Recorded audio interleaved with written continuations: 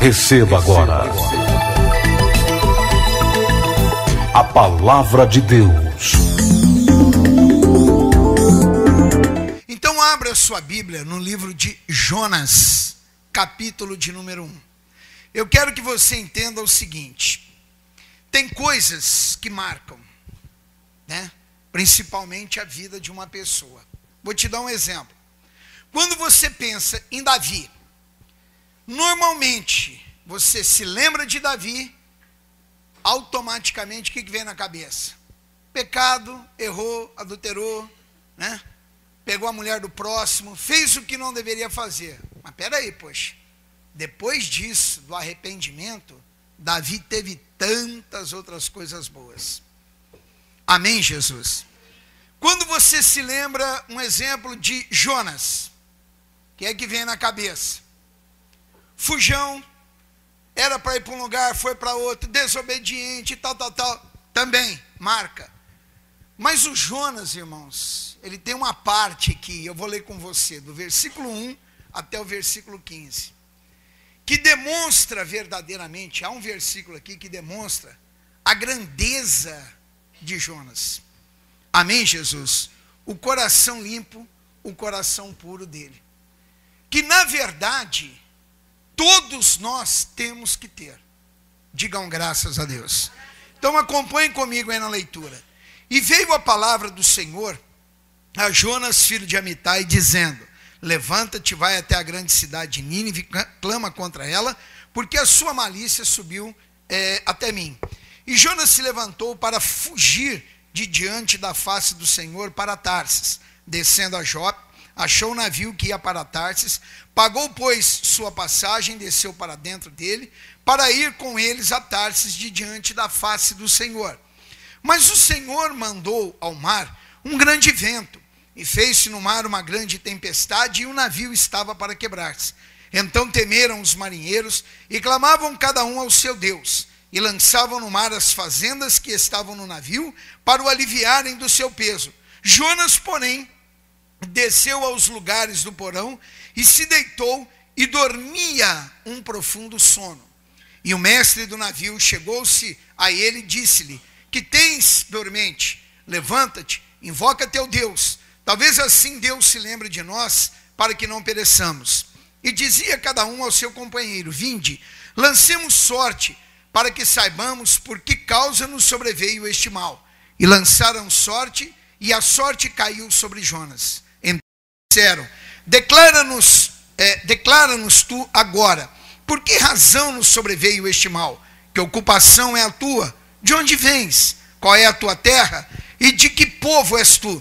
E ele lhes disse: eu sou hebreu, e temo ao Senhor, o Deus do céu, que fez o mar e a terra seca. Então os homens se encheram de grande temor e lhe disseram: por que fizeste tu isso? Pois sabiam os homens que fugiam de diante do Senhor, porque ele lhe o tinha declarado. E disseram-lhe: que te faremos nós para que o mar se acalme? Porque o mar se elevava e engrossava cada vez mais. E ele lhes disse: levantai-me, lançai-me ao mar, e o mar se aquietará, porque eu sei que por minha causa vos sobreveio esta grande tempestade. Entretanto, os homens remavam, esforçando-se por alcançar a terra, mas não podiam, porquanto o mar ia embravecendo cada vez mais contra eles. Então clamaram ao Senhor e disseram: ah, Senhor, nós te rogamos, não pereçamos por causa da vida deste homem, e não ponhas sobre nós o sangue inocente, porque tu, Senhor, fizeste como te aprove.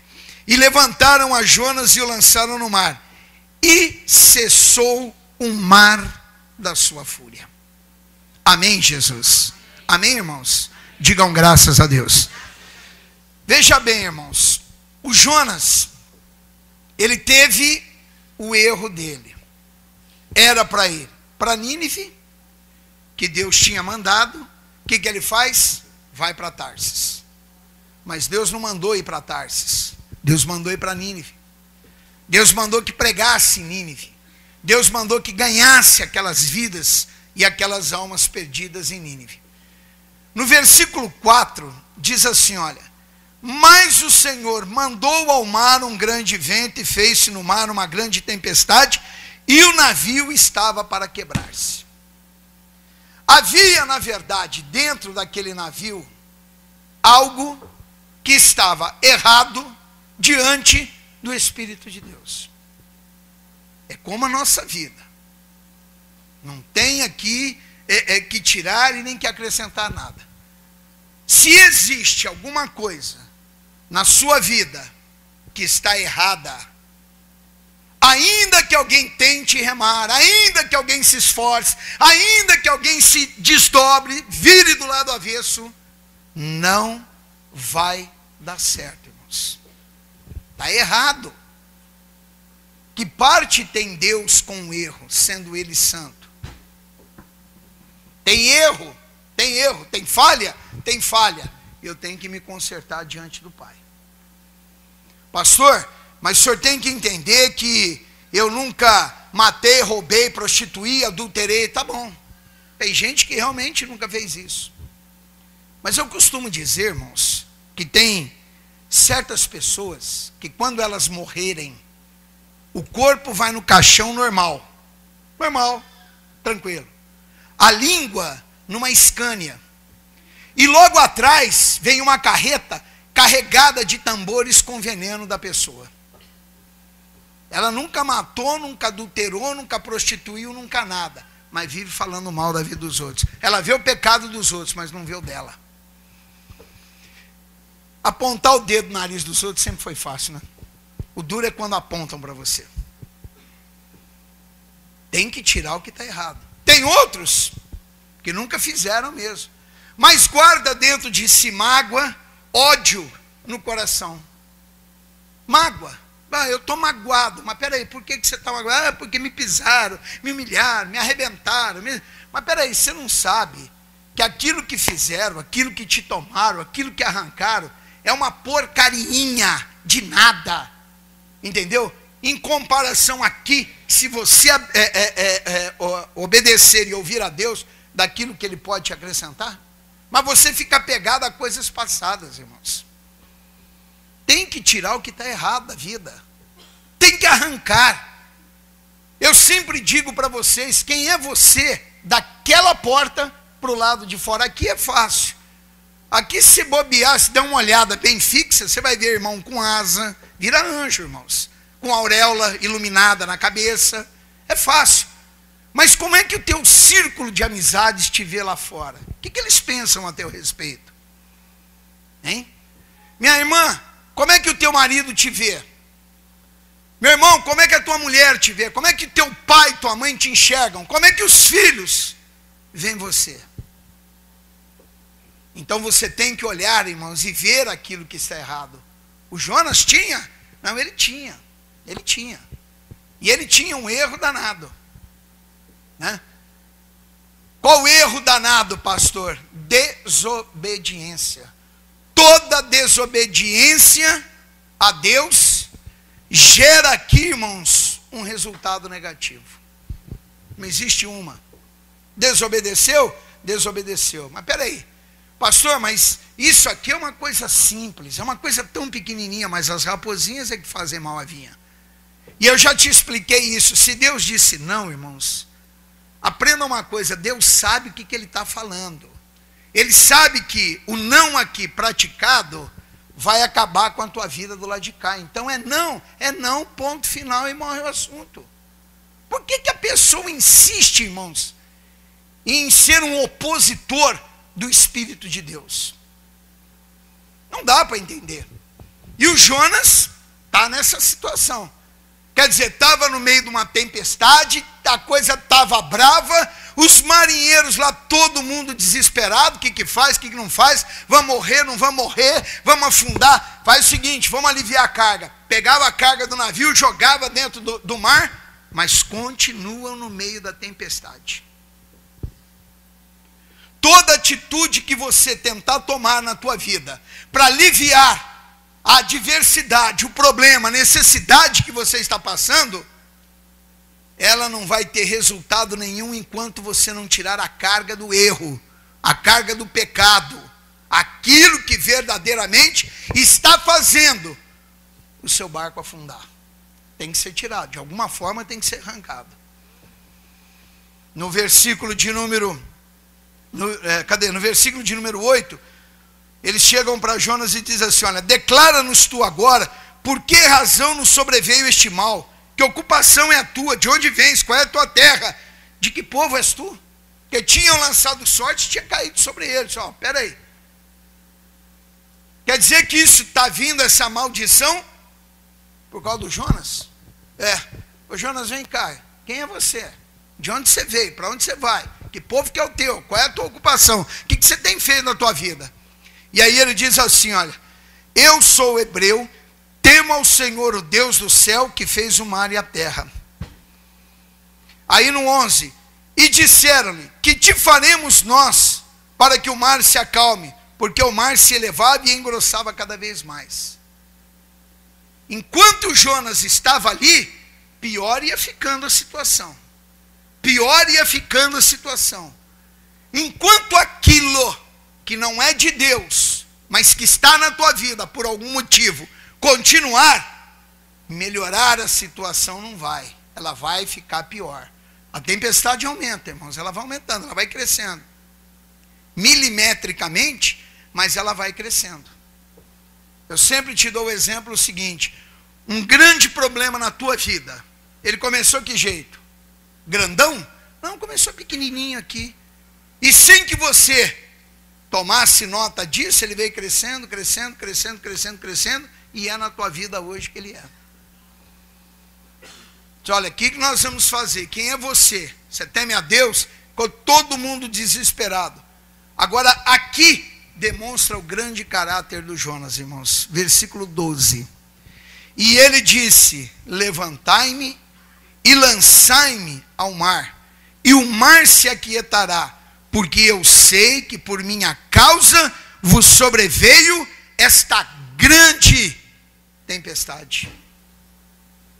A pessoa, ela tem que ter dentro dela, irmãos, como é que eu vou dar? A humildade, pronto, essa é a palavra, de reconhecer que ela está errada. Não, pastor, eu não. Você não. Você acha que você é o quê? Quem é você perante Deus, meu irmão? Você está achando que você é o dono da verdade, que tudo você faz é certo? Você não deveria nem estar aqui. E eu acho que nem Jesus deveria ter morrido no Calvário. Quem deveria ter morrido era você. Você tem erros na sua vida, você tem falhas na sua vida. Você não é o dono da verdade. Amém, Jesus? Dono da verdade é o Espírito Santo de Deus. Mas a pessoa não reconhece que ela está errada. Ela é narigão empinado, é aquilo que eu te falo. O Jonas parou, irmãos, ele dá uma grande lição aqui, ele disse, não, eu sei. Sabe o que vocês têm que fazer? Ao invés de jogar a carga no mar, pega a minha pessoa e joga no mar, porque eu sei que por minha causa veio esse problema na sua vida. Quem é o causador das tempestades da nossa vida? Se não nós mesmos, irmãos. Você é o causador da tempestade na sua vida. Não, mas eu tenho feito, pastor, tudo certinho. Reconheça que você tem feito tudo erradinho, irmãos. Chega perante Deus e fala, é verdade, Deus, eu estou fazendo tudo que não deve fazer. Às vezes você se esquece que Deus esquadrinha a tua vida, irmãos. Você se esquece que parte do teu coração, que nem acesso direito a ele você tem, Deus está lá. Eu já te falei que Deus está mais perto de você, não é do que a roupa que está sobre o teu corpo aí não, é a pele que cobre a tua carne. Ele conhece o teu falar, enxergar, pensar, ouvir e daí por diante. Amém, Jesus? Está errado, eu errei. E alguém, você chega para a pessoa às vezes e diz assim, olha, você pecou? Então, pastor, olha, a verdade é o seguinte, a folha estava dobrada, dentro do saquinho plástico amarrado com o cadarço do tênis. Não, mas eu não te perguntei nada disso, eu te perguntei se você pecou. A pessoa quer justificar, o Jonas não justificou. Ele disse, o erro O problema aqui, marinheiros, sou eu, me lança no mar, vai acalmar. Mas normalmente a pessoa para e quer justificar o erro. Não, olha, eu fui desonesto, sabe por que eu fui desonesto? Eu vou contar por quê, porque eu estava precisando. Se você tiver que comer pão duro, meu irmão, e beber água para amolecer esse pão que vai na tua boca, faça isso. Mas o que é seu e o que é dos outros é dos outros. Amém, Jesus? Não tem justificativa para erro. Não existe desculpa para errar. Não, tá aqui a tempestade, mas é porque Deus queria que eu fosse para Nínive. Eu estou indo para Tarso, porque Nínive o povo lá é violento, os ninivitas são tremendos e tal. Não adianta justificar. Espera aí, está acontecendo porque eu desobedeci a Deus. Em algum momento aqui da minha vida, aqui atrás, eu fiz exatamente o que não era para ter sido feito. Amém, Jesus? Não adianta justificar. Ah, pastor, eu adulterei porque o senhor entende. Não, não entendo, não quero entender e não tenho comunhão nenhuma com quem entende esse tipo de coisa.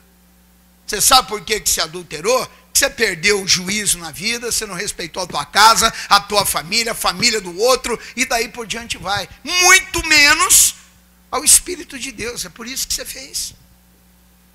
Não adianta você falar, não, porque o caso aqui é diferente, é contrário. Ah, pastor, eu menti, porque lá no meu trabalho, se eu não mentisse, eu ia perder aquilo lá. Ia perder nada, meu irmão.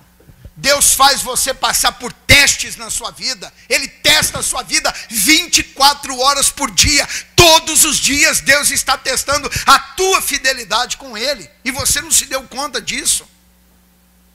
Se ainda, com todo o erro, Deus tem te abençoado, imagina a hora que você chegar lá no teu trabalho e falar a verdade. Deus te coloca lá no topo, meu irmão. Amém, Jesus? O Jonas não tentou justificar. Ele disse: o motivo da tempestade, do problema, sou eu. Me lança no mar. Dá uma idazinha, segura aí onde nós estamos. Vai lá no livro de... cadê, irmãos? Provérbios 21, 30. Provérbios 21, 30. Provérbios, capítulo 21, versículo de número 30.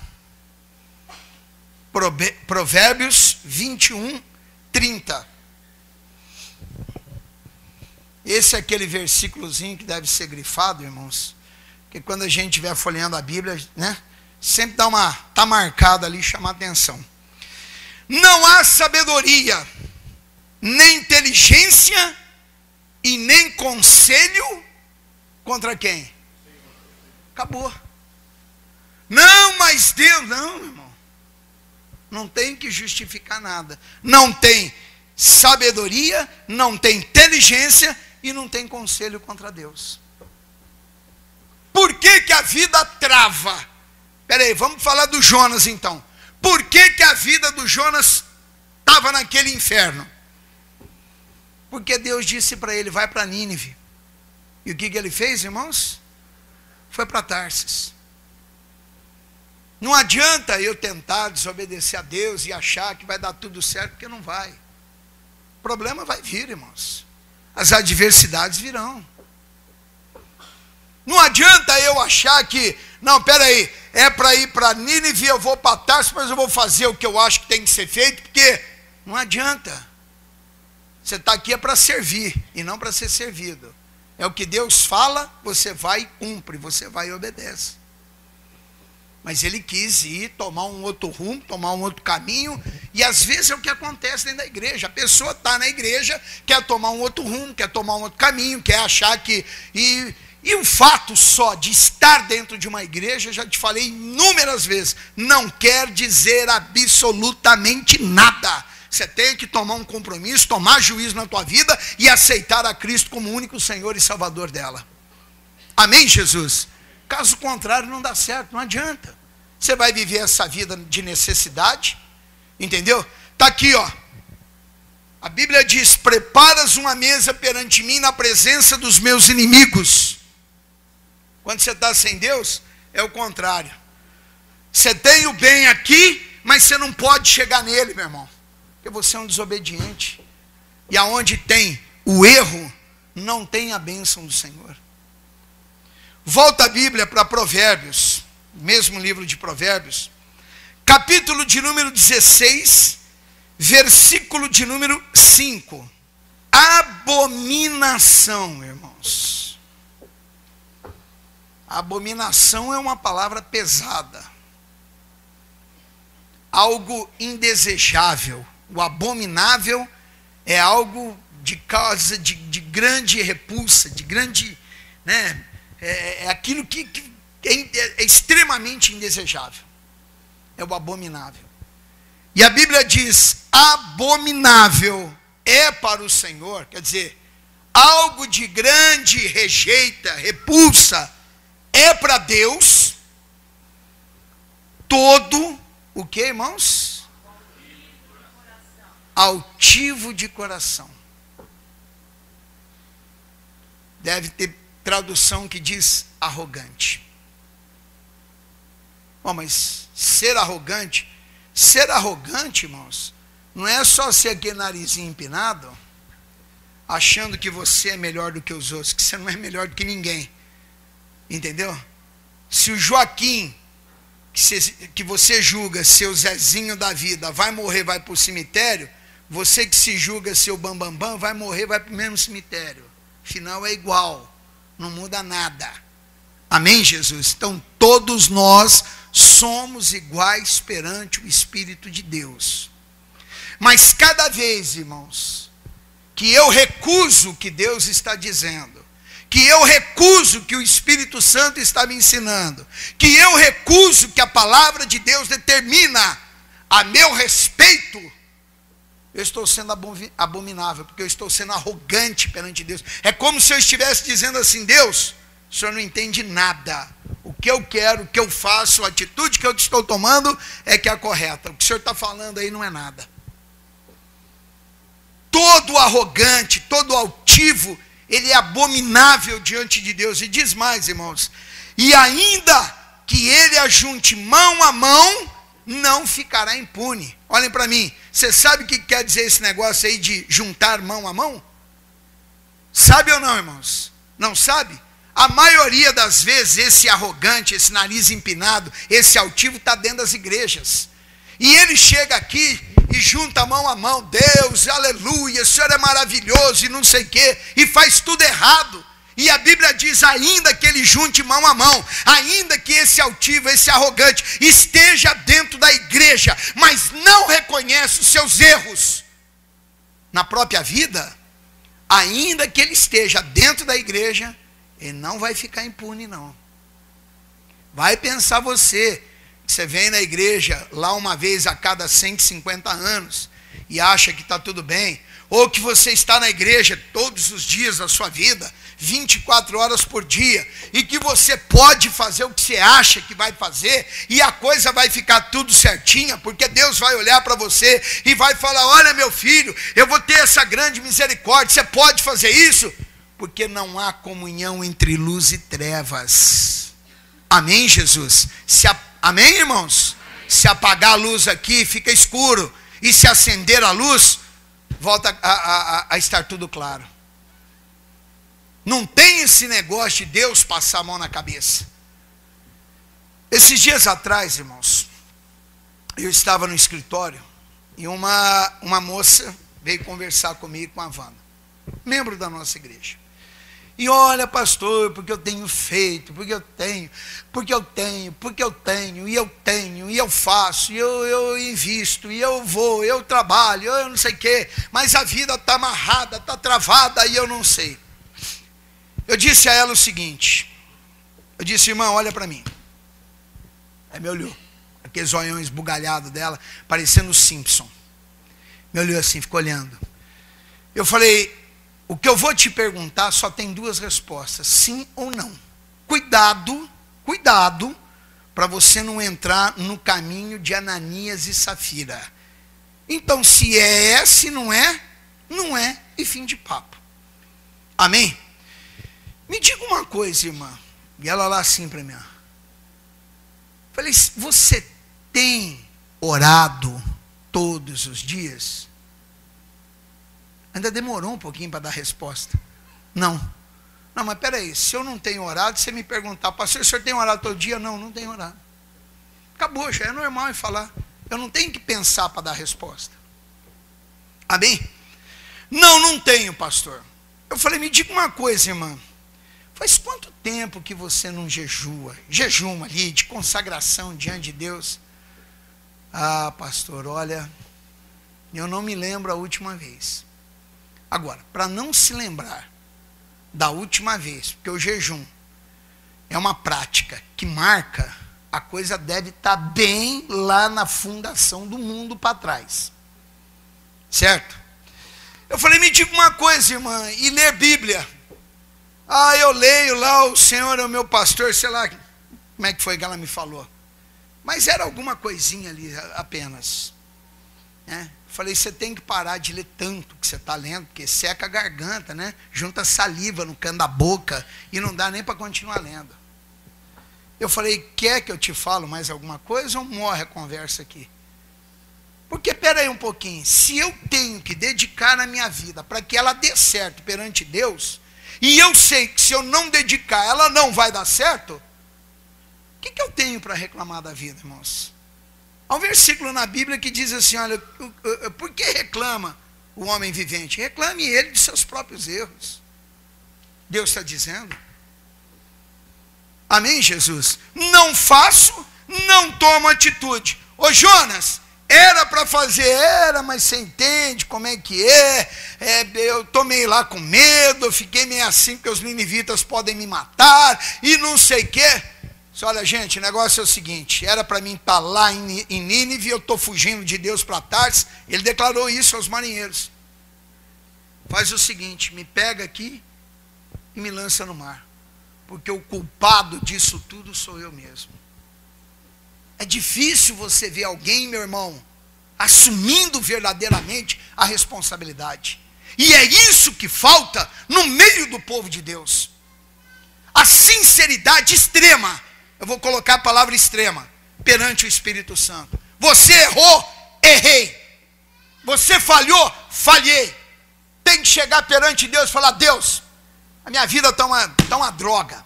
Eu estou fazendo errado, falando errado, pensando errado, ouvindo errado, tomando atitudes erradas. Deus tenha misericórdia, me perdoa, me ajuda a sair disso. Ofendeu alguém, não tenha vergonha de chegar lá. E não é desculpa não, irmãos. Desculpa, eu piso no dedão do teu pé e peço para você desculpa. É perdão que se pede para Deus. É perdão que se pede para a pessoa que foi ofendida. Pastor, mas aquela pessoa não quer nem saber de mim. Eu vou lá e faço a minha parte. Se ela quer saber ou não, dali para frente, é entre ela e Deus. Eu estou livre perante o Espírito de Deus. Amém, Jesus? Mas o povo trava, irmãos. Amarra, não vai. Você vê que a pessoa quer, por mais que você fale dentro da igreja, por mais que você avise dentro da igreja, a pessoa quer tomar um rumo lá não sei para onde. Dá uma idazinha no Novo Testamento, lá perto do livro do Apocalipse, a primeira epístola, a primeira carta de João, capítulo de número 1, versículo de número 5, diz assim, olha, e esta é a mensagem que dele ouvimos e vos anunciamos, que Deus é luz e não há nele trevas. Amém? O que eu vou te falar aqui agora, irmãos, não é justificativa nenhuma para a minha vida. Porque o dia que a minha parte em Bragança Paulista encerrar, Deus vai tocar lá no coração do missionário, do pastor Jaime, eles vão me chamar lá, disse, Ayrton, vem aqui, assume essa igreja, porque o outro pastor vai assumir Bragança Paulista. Pronto, é assim que funciona a troca na igreja. Amém, Jesus? Mas eu digo isso, e aquele que estiver aqui vai continuar sendo o seu pastor. Então, o dia que você passar a olhar o seu pastor, isso vocês aqui, você que está me assistindo aí, na sua casa, onde quer que você esteja, passar a olhar o seu pastor como aquele homem que foi colocado nessa igreja, porque Deus quis que ele ali estivesse, e começar a enxergá-lo como tal homem, que um dia vai estar perante Deus, e dar contas a Deus pelo trabalho ao qual ele foi enviado aqui nessa terra, inclusive pela sua vida, você vai mudar as atitudes de vida e vai passar a acreditar o seguinte: aquilo que meu pastor falou é o que eu vou colocar em prática dentro da palavra de Deus, para que a minha vida dê certo. Amém, Jesus? Só por isso, esta é a mensagem que dele ouvimos e vos anunciamos. Eu, para mim, te dar essa mensagem, eu ouvi dele. E agora eu estou te anunciando que Deus é luz e não há trevas nele. Então não tem margem de erro e nem sombra de dúvida do que eu estou te falando aqui. Amém? Aí ele começa dizendo o seguinte: se dissermos que temos comunhão com ele e andarmos em trevas, mentimos e não praticamos a verdade. Mas se andarmos na luz, como ele na luz está, temos comunhão uns com os outros, e o sangue de Jesus Cristo, seu Filho, nos purifica de todo pecado. Se dissermos que não temos pecado, enganamo-nos a nós mesmos e não há verdade em nós. Amém? Pastor, eu não tenho erro. Não tem? Hoje, antes de dormir, faz uma autoconsciência. E se você não se lembrar, vou te contar um segredinho aqui ministerial. Antes de você começar a fazer autoconsciência, diga para Deus assim: Deus, me ajuda a lembrar dos erros de hoje. Me ajuda. E Ele vai te ajudar a lembrar de todos. O que você falou que não deveria ter falado, a atitude que você tomou, que você não deveria ter tomado. Amém? Seus pensamentos. Ele vai te ajudar a lembrar até do pensamento que você teve, que você não deveria nem ter permitido passar por ali. E se passou, você deveria ter repreendido na hora, e você não fez isso. Tá? Você vai descobrir que todos os dias você tem algo para pedir perdão a Deus. Se eu não tenho pecado, você está sendo um mentiroso. E não há verdade em você. Não há um justo sequer sobre a face da terra. Bom, então o que eu estou fazendo aqui? Exatamente isso. Está aí o porquê nós precisamos de Deus na nossa vida, para nos ajudar todos os dias. Amém? Se confessarmos, esse se aqui eu já falei para você, pode ser que a pessoa faça, mas pode ser que a pessoa não faça. Então, se confessarmos os nossos pecados, Ele é fiel e justo para nos perdoar os pecados e nos purificar de toda a injustiça. Todo pecado, ele gera uma consequência. É a injustiça causada pelo pecado. Bom, quer dizer que se a pessoa pecar aqui agora e pedir perdão, ela não vai ter a consequência. Espera aí. Não vai ter a consequência da morte espiritual. Amém, Jesus? Da morte espiritual. Tá? Mas que ela vai ter que dar conta por aquilo que ela fez aqui, ela vai ter que dar conta. Isso infalivelmente. Às vezes ela dá conta aqui, dá conta no juízo final, e se não der conta aqui, vai dar conta no juízo final. Ah, mas ninguém sabe o que eu fiz. Mas Deus sabe, né, irmãos? Deus sabe. Deus sabe exatamente cada ponto e cada vírgula que você fez. O Jonas, o que ele fez? Não precisa ir lá não, fica onde você está aí. Olhem bem, o Jonas, no versículo 10 diz assim, ó, pois sabiam os homens que fugia de diante do Senhor, porque ele lhe tinha declarado. Ele chegou lá para os marinheiros e ele rasgou o coração dele. Você deveria contar para Deus cada ponto, cada vírgula, cada passagenzinha, cada tudo que você teve. Voltando lá onde eu parei, João, 1 de João, capítulo 1, versículo 10. Se dissermos que não pecamos, fazemo-lo mentiroso e a sua palavra não está em nós. Meus filhinhos, olha o carinho do Espírito de Deus, irmãos. Estas coisas vos escrevo para que não... Então olhem para mim. Tudo que está na Bíblia foi deixado para que eu, ou você, ou qualquer outra pessoa, não viéssemos a cometer o erro, o pecado. Amém? Estas coisas vos escrevo para que não pequeis. Mas se alguém pecar, irmãos, está aqui na Bíblia? Tá. Mas eu dei uma escorregada, eu não sei o que, eu falhei, eu fiz o que não deveria. Se alguém pecar, temos um advogado para com o Pai, Jesus Cristo justo.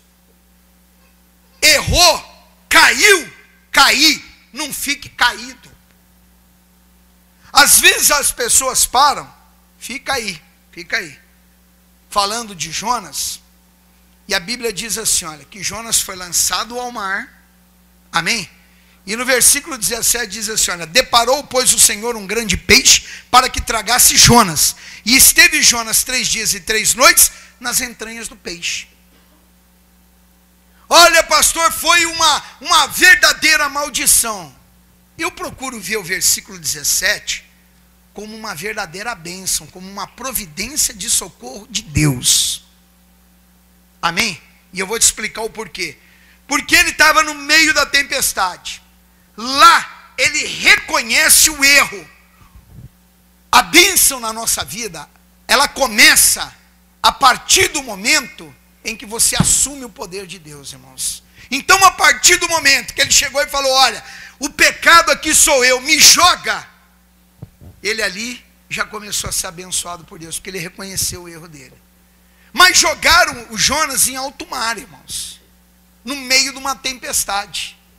Ainda que ele soubesse nadar, provavelmente ele não ficaria vivo. O que Deus faz? Envia um grande peixe e o traga. Tanto é que o grande peixe depois deixa ele lá na beirinha do mar, irmãos, para que ele saísse e fosse. É como se fosse uma proteção. Tem gente que olha com maldição. Tá, é uma questão de interpretação bíblica. Eu procuro ver isso aqui como uma bênção de Deus, uma providência. Lógico que teve um momento dele, ele estava na entranha do grande peixe, e estava lá, mas ele teve que fazer a oração, ele teve que tomar mais uma atitudezinha com Deus ali, amém, mas eu vejo isso como uma bênção do Senhor. Amém, Jesus? Meus filhinhos, estas coisas vos escrevo para que não pequeis, mas se alguém pecar, temos um advogado diante do Pai. Caiu, não fica caído não, irmão, se coloque de pé. Errou? Errei, pastor. Estava indo para cá, tomou o caminho de cá? Tomei. Volta e continua a sua caminhada com Deus. Digam graças a Deus. Amém, Jesus? Não fica parado ali. Olha para você, olha para quem tiver, meu irmão, que ser, mas olhe de cabeça erguida. A quem você não tem que dever nada. Mas Deus deve estar furioso comigo. Eu estou lendo para você que há jeito, irmãos. Tem condições. Amém? O que você não pode é esconder o seu erro. É esconder a sua falha. Pastor, foi aquele caso que eu te contei uma certa vez lá de Araçatuba. O cidadão vai, comete o erro. Veio falar comigo. Pastor, e agora? Eu falei, estou arrependido, pastor, eu estou machucado, doído, oprimido, eu estou até perturbado, de tão doído que eu estou. Pediu perdão a Deus? Pedi. Quase que instantâneo, quase que automático, foi o meu pedido de perdão a Deus. Houve o arrependimento mesmo, irmãos? Houve, pastor. Eu falei, fora Deus, quem mais você ofendeu? Ele disse: é minha mulher. Eu falei: então vai lá e fala para ela agora. Mas o senhor está doido, pelo amor de Jesus, eu vou morrer, ela me mata, eu morra feliz, morra em paz. Mas se ofendeu. Mas pastor, ela vai largar de mim, ela vai me deixar. A partir do momento que bate o arrependimento, Deus mostra para você o seu erro, entendeu? E coloca no teu coração o que eu estou te falando aqui agora, de ir lá e falar com ela. Você acha que Deus já não está preparando o coração dela para ouvir o que você tem para falar?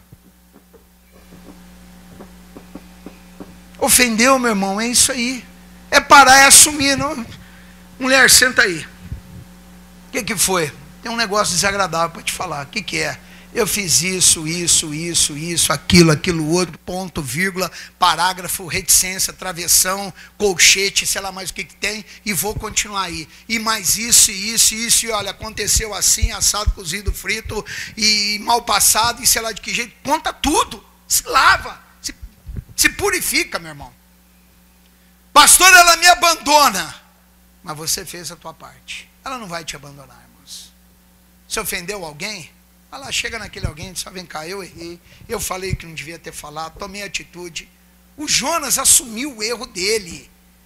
Vou te falar mais uma vez: o mal dos evangélicos e da grande maioria é não assumir o seu próprio erro, meu irmão. E isso te leva à desgraça, ao sofrimento, à necessidade. A pessoa quer justificar o erro, não se justifica erro, não existe justificativa para aquilo que é errado, meu irmão. Amém, Jesus? A justificativa é o seguinte: pai, falhei.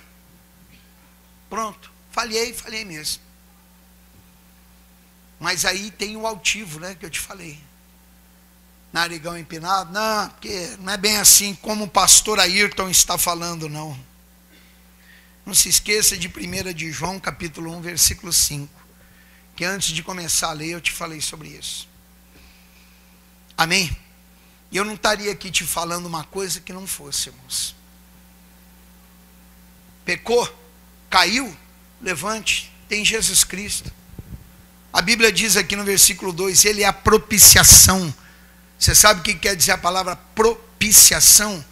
É a única aceitação, é Ele, tá? Pelos nossos pecados, e não somente pelos nossos, mas também pelo de todo mundo. É aquilo que eu te falei, meu irmão. Quem é você daquela porta para fora? Como é que você tem tratado o seu pai e a sua mãe? Por quê, meu irmão? Você não deixa nem eu falar para você. O que está engasgado aqui, eu não vou nem falar, senão eu vou te escandalizar. Eu vou te falar dentro da Bíblia. Primeiro mandamento com promessa. Abra a Bíblia em Efésios capítulo 6. Tem filho que tinha que escrever isso aqui num caderno, na lousa, que nem castigo de professor antigamente, umas 1000 vezes, irmãos. Vós, filhos, sede obedientes aos vossos pais no Senhor, porque isso é o quê? Justo. Que bom, né? Isso é justo. Isso é agradável diante de Deus. Mas o meu pai, sabe, pastor, não sei. Não interessa quem foi ele, quem é ou quem deixa de ser. É teu pai. Você saiu dele, acabou e pronto. Foi ele que Deus usou para te colocar no mundo. Mas a minha mãe, não interessa. Pode ser a maior tranqueira de Bragança Paulista, é a tua mãe. Foi ela que Deus usou para gerar você 9 meses dentro da sua barriga, da barriga dela. Amém, Jesus? Mas ele não para aí, não. Diz assim, olha, honra teu pai e a tua mãe. Pastor, o que é honrar pai e mãe? O que você acha que é honrar pai e mãe? É cuidar do pai e cuidar da sua mãe. Amém? Que é o primeiro mandamento com promessa. Não tem outro mandamento com promessa, esse é o primeiro. Mas não parou aí, vai continuar mais um pouquinho, está ficando bom. Para que te vá bem. Você quer ir bem? Honra teu pai e tua mãe. Não adianta vir aqui na igreja e ora em línguas e sei lá o que, cai desmaiado no chão e cai no poder e mudança do ventre, sei lá o que você faz dentro da igreja, se você não estiver honrando teu pai e tua mãe. Tá bom? Para que te vá bem e vivas, aqui é a melhor parte, e vivas muito tempo sobre a terra. Amém, Jesus? Viver mesmo. Tá? Você vive muito tempo sobre a terra. Por quê, pastor? Porque se caso você fizer o contrário do que está escrito aqui, você vai viver pouco sobre a face da terra. Você vai antes do combinado. Ah, pastor, não acredito. Marca aí num papelzinho, deixa colado na Bíblia e guarda essa Bíblia. Quem sabe um dia, amanhã, alguém vai folhear depois do seu velório, vai folhear e vai ver esse escrito lá. E eu estou falando sério, meu irmão. Ainda que eu use ar de brincadeira, eu estou te falando muito sério. Como é que os filhos te veem? Como é que o marido, a esposa, os amigos, colegas de trabalho, as pessoas que você se relaciona com elas dentro e fora do seu trabalho, como é que eles te enxergam, irmãos? Vê em você um homem, uma mulher de Deus? Vê em você uma pessoa verdadeiramente de Deus? Ou vê mais uma tranqueira que na igreja é uma coisa e que na rua é outra? O que você é aqui, meu irmão, você deve continuar sendo na rua, no trabalho, dentro de casa. Se for dar uma voltinha lá no lago, seja o mesmo. Se for na casa do parente, continue sendo o mesmo. Se você for para a China, continue sendo o mesmo. Se você for passear, continue sendo o mesmo. E se amanhã você estiver andando pela rua de Bragança Paulista, encontrar aquela mala preta, cheinha de libras, continue sendo o mesmo. Amém, Jesus? Nada tem que mudar na nossa vida. O que tem que mudar na nossa vida é o seguinte: sai daqui, trevas, e entra para cá, luz, e ponto final, e nada mais do que isso. No demais, que Deus fale ao teu coração. Esse é o recado de Deus para você. Meu irmão, tome uma consciência com Jesus. Amém?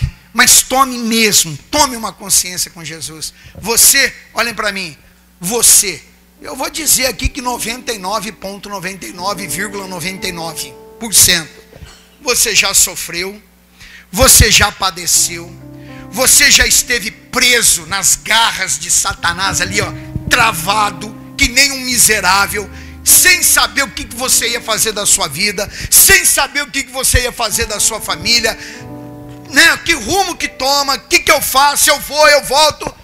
E Deus, com paciência, foi tratando com a tua vida, tratando. Deus usou esse aqui, usou de lá, usou de cá, usou aquele lá, pegou esse aqui, usou um pastor, usou um obreiro, um parente seu, um familiar seu, e trouxe você para a mão dele. Você está hoje aqui nas mãos do Senhor. Você crê nisso, igreja? Então diga graças a Deus. Não saia das mãos do Senhor. Continue nela. Amém? E aquilo que é erro, diga: Deus, eu estou aqui, eu estou aberto. O Senhor não precisa bater a porta para entrar. O Senhor, ele disse: eis que estou à porta e bato. Jesus, no meu caso, o Senhor não tem que bater não, eu estou convidando, vem e entra. Agora, Jesus, eu vou pedir uma coisa para o Senhor. Quando o Senhor entrar aqui, o que tiver de erro, o que tiver de falha lá dentro, o que tiver de pecado, alguma coisa que tiver na minha vida que ofenda o teu espírito, arranca isso de mim, Senhor. Porque quando sai o indesejado, meu irmão, vem a bênção de Deus. Amém? Feche os seus olhos. Pai, no demais, que o Senhor fale em cada coração, com cada vida. No demais, que o Senhor abençoe cada irmão que aqui está. Poder de Deus, venha abençoá-los. Venha tomá-los em tuas mãos, Senhor. Venha abençoar a vida deste homem, desta mulher, deste jovem, desta criança, desta pessoa, Espírito Santo, que ora comigo neste momento, destes que estão aqui, estão em casa, deste pastor, a esposa deste pastor, esse membro de alguma denominação evangélica, essa pessoa que me assiste pela internet, aonde quer que esteja, que o Senhor os abençoe, Que o Senhor faça esta pessoa ser melhor na vida dela, Jesus. Ser um homem santo, uma mulher santa, uma pessoa obediente à tua palavra. Pois eu os coloco em tuas mãos, e na certeza da tua bênção, eu te agradeço. Para a glória do teu santo nome, que assim seja. Amém? E amém, Jesus. E todos digam graças a Deus. E vamos aplaudir ao Senhor. Mas irmãos, isso é para honrar mesmo o nome do Senhor. E bendito seja o Espírito de Deus. Amém? Esse é o recado de Deus hoje para você. Guarde esta palavra no teu coração. Amém?